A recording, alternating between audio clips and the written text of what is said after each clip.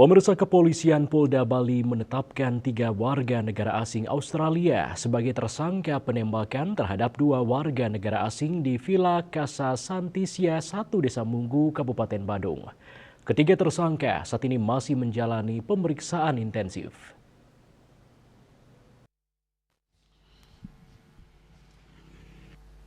Dalam konferensi pers di Polres Badung, Kepala Kepolisian Daerah Bali, Inspektur Jenderal Polisi Daniel Aditya Jaya mengatakan ketiganya WNA berpaspor Australia diduga sebagai pelaku penembakan yang menyebabkan 1 dari 2 korban meninggal dunia. Ketiga terduga pelaku yakni Tupau Pasa Midolmor, 37 tahun, Cosku Melvat, 23 tahun, dan Dersi Francesco Jensen, 37 tahun. Kapolda mengungkapkan pihaknya akan terus melakukan pendalaman terkait peran dari ketiga tersangka secara rinci mengingat ketiganya baru tiba di Bali pada Selasa malam.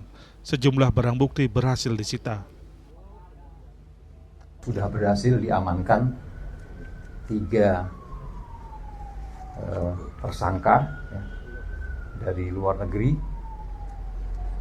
Yang pertama pukul 19.00, yang kedua pukul 21, sekitar pukul 21, yang terakhir pukul 12 atau sekitar pukul 00.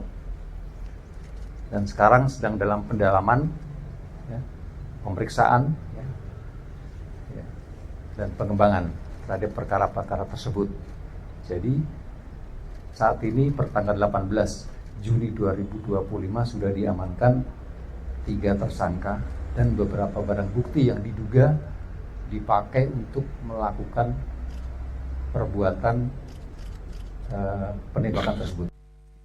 Sebelumnya 2 orang WNA Australia diduga ditembak saat istirahat di Villa Casa Santisia 1 Desa Munggu, Kecamatan Mengwi, Kabupaten Badung, Bali, Sabtu dini hari lalu, mengakibatkan 1 orang meninggal dunia atas nama Sivan Radmonovic dan 1 orang korban mengalami luka Sanar Ganim. Winato, Bali TV.